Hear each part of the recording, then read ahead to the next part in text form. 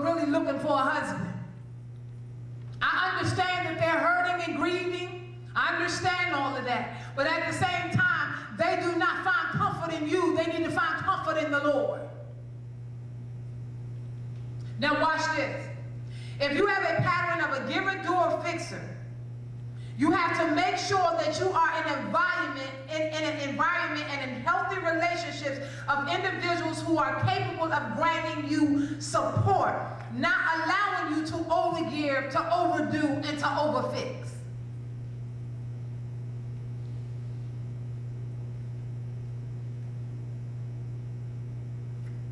Now this is going to get good. We're going to have fun in a minute. This is why we need to learn to say no, and I want y'all to really, really pay attention. In your possible yes situation, and listen to this.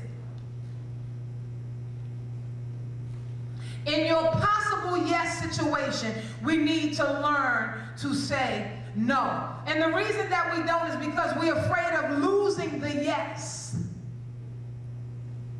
And others will begin to take you for granted, and respect for you will be lost. Now watch this. Because they see you have no boundaries in a possible yes, how much more that they can do to you after that if you can't even, if it's just a possible yes. Let me show you what I'm talking about. Let me show you something. I gotta break this down. A lot of people, when they're taken advantage of, the first thing they'll say is, especially if you're dealing with godly people, why would they hurt me like that? Why would somebody take advantage of me like that? Why would somebody hurt my feelings like that when they already knew what I was going through? Let me say something to you. You're not really hurt. A lot of people say, well, if I'm a victim and I'm weak in that area and I told you that that's what's wrong with me, why do people go and tap in that area? You're not really hurt. What you are is deceived. Because people who are true victims of hurt, they clench at the idea of somebody messing with that area again. Come on, what you are is a deceived, pretending victim.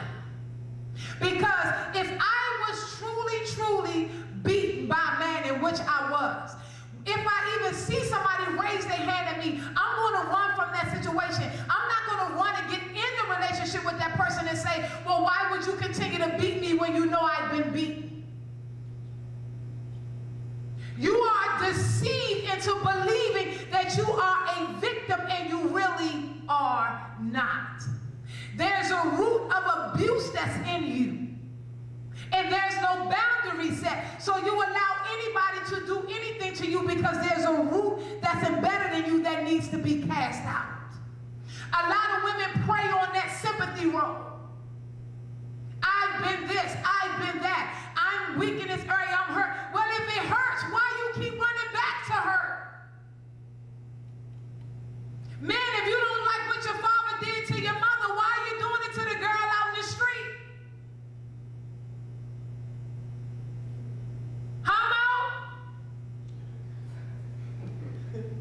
Just a question, not saying that you don't.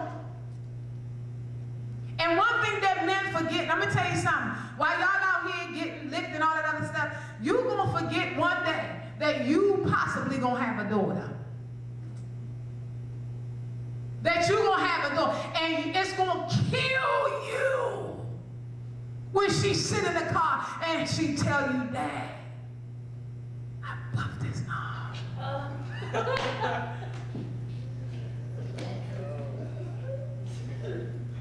And if you get an attitude, you got a problem because you did it yourself.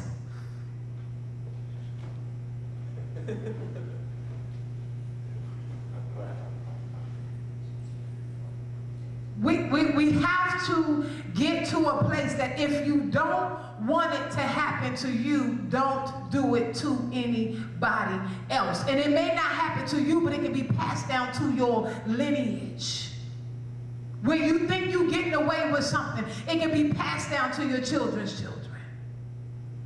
Because you refuse to break the curse of pornography and touching yourself, you're going to pass that crap down straight down to your kids.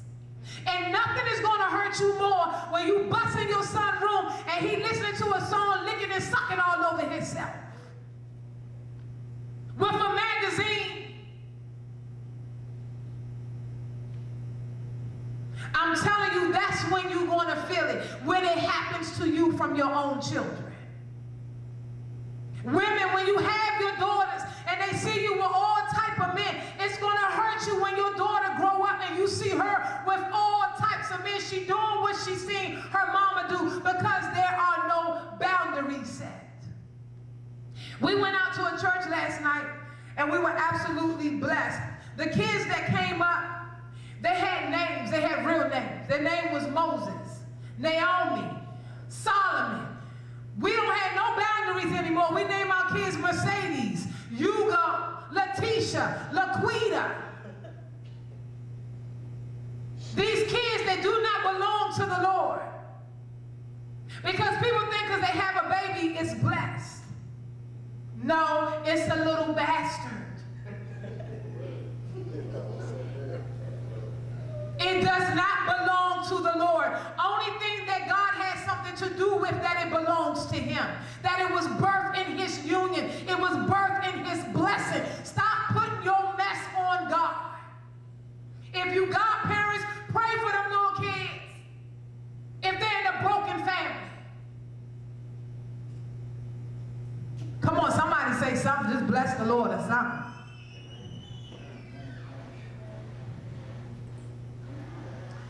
Back to those that are really, really, really hurt. People that are really hurt, we will have to pray that God open them up all over again. They are too hurt to let people in. When you are damaged by a man, well, when a woman is damaged by a man and when a man is damaged by a woman for real and they are true victims, you literally have to have a prayer session to ask God to open them up again. Because they shut down. They don't want to have nothing to do with the man. They don't want to have nothing to do with the woman. They're so angry. Those are true victims. And we're not making light of those who have truly been victimized, but we're trying to keep the pretending victims so that we can focus on the real victims. It's too many counterfeit victims that's looking for sympathy because they have no boundaries.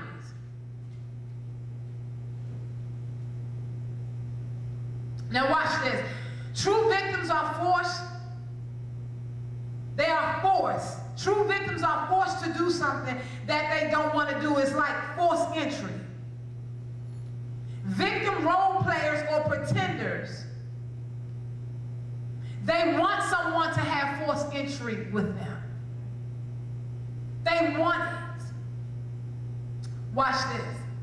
We have to, if you all don't hear nothing else tonight, you have, from this day forward, you have to set spiritual boundaries in your life that you set that nobody will be able to cross. Those that pretend to be victimized, they really use abuse as a cover-up to be what they really are and want to blame the other person that has crossed their boundaries.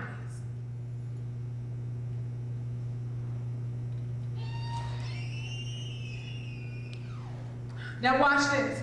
Once you set boundaries on a controller, on an abuser, on a manipulator, it shows them how powerless they are because they can no longer control you by crossing that.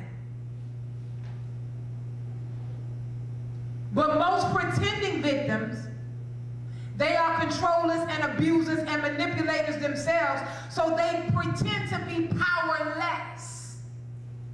As if they cannot set boundaries when they're very capable of setting boundaries.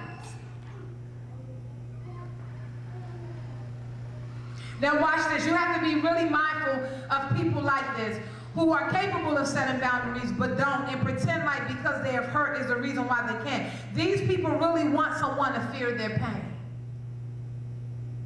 All they want is somebody else. I want you to feel what I went through. I want you to feel my hurt. I want you to feel what it was when this man hurt me. I want you to feel it. And they can be very dangerous because they have no boundaries set.